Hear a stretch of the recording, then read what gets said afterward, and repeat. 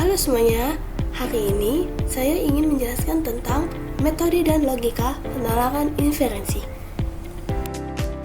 Sebab itu, di sini ada pengertian metode penalaran. Penalaran adalah cara berpikir spesifik untuk menilai atau menarik suatu kesimpulan dari premis-premis yang ada. Berikut ini ada 3 jenis metode penalaran. Pertama, deduktif, kedua, induktif, dan ketiga adalah abduktif.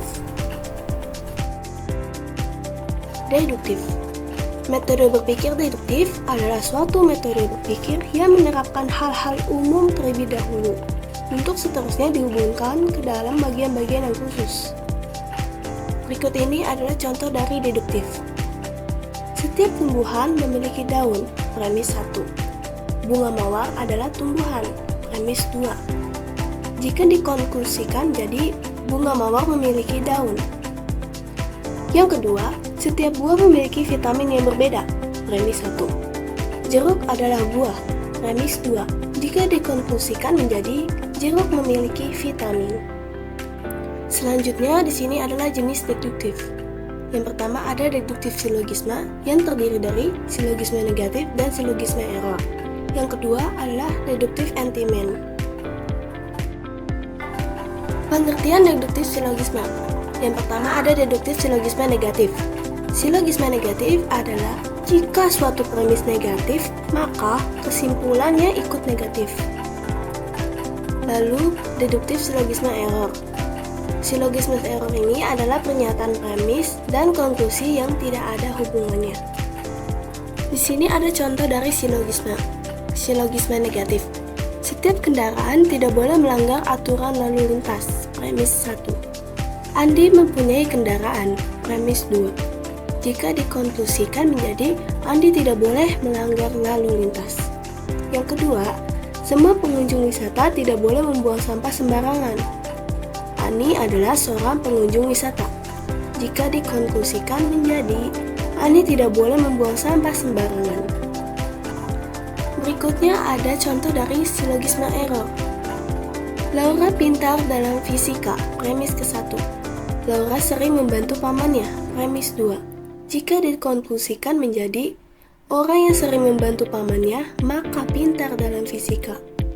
Yang kedua, Dinda suka makan sayuran, premis 1. Dinda memiliki riwayat penyakit bawaan, premis 2. Jika dikonklusikan menjadi orang yang suka makan sayuran akan memiliki riwayat penyakit bawaan. Nah, selanjutnya di sini adalah deduktif entimen. Entimen merupakan penalaran deduksi yang secara langsung tanpa silogisme premis atau tidak diucapkan. Berikut ini adalah contoh dari entimen. Seluruh siswi dilarang menggunakan make up, premis 1. Putri adalah seorang siswi, premis 2. Putri dilarang menggunakan make up, konklusi. Jika menjadi entimen, Putri dilarang menggunakan make up karena ia seorang siswi. Lalu yang kedua, setiap murid harus membawa bekal, premis 1. Rara adalah seorang murid, premis 2. Rara harus membawa bekal, konklusi. Jika menjadi entimen, Rara harus membawa bekal karena ia seorang murid. Selanjutnya adalah pengertian dari induktif. Logika induktif merupakan cara berpikir yang berdasarkan fakta-fakta yang bersifat khusus terlebih dahulu dipakai untuk penarikan kesimpulan umum. Selanjutnya adalah contoh dari induktif. Ular memiliki mata, premis khusus. Sapi memiliki mata, premis khusus. Ikan memiliki mata, premis khusus. Jika menjadi premis umum, maka semua hewan memiliki mata. Selanjutnya ada contoh induktif yang kedua. Televisi membutuhkan listrik. Handphone membutuhkan listrik. Laptop membutuhkan listrik. Ketiga hal tersebut merupakan premis khusus. Namun, jika menjadi premis umum, semua elektronik membutuhkan listrik.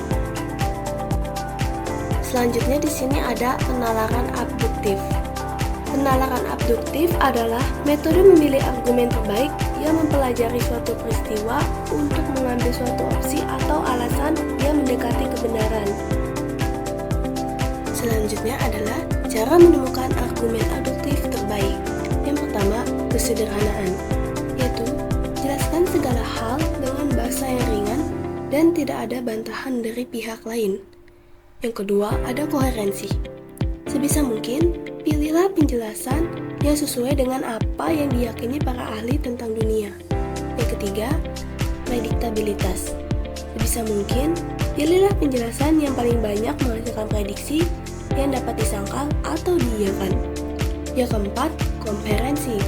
Sebisa mungkin, pilih penjelasan yang paling lengkap dan meninggalkan sedikit sekali ketidakjelasan. Berikut ini adalah contoh dari abduktif.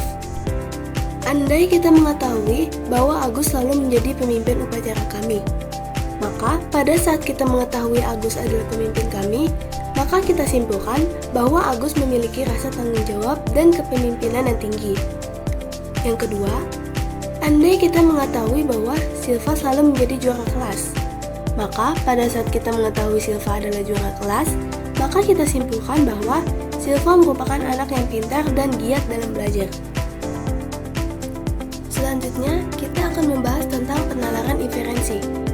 Inferensi adalah tindakan atau proses untuk mendapatkan kesimpulan berdasarkan apa yang sudah diketahui atau diasumsikan.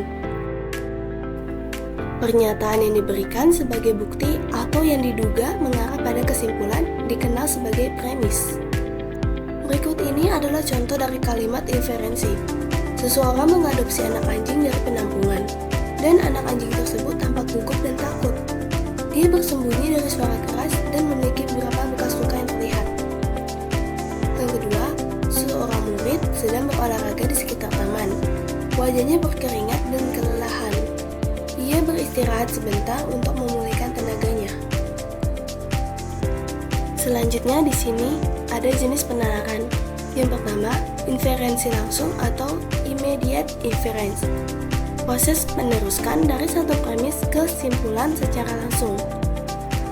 Lalu yang kedua ada inferensi mediasi atau mediate inference. Proses membuat kesimpulan dari dua atau lebih premis yang saling terkait secara logis. Di sini ada contoh kalimat inferensi langsung. Waza mendengar suara rintikan air dari luar. Waza menyimpulkan bahwa di luar sedang hujan. Salsa merasakan hawa dingin di sekitarnya. Salsa menyimpulkan bahwa cuaca sedang dingin.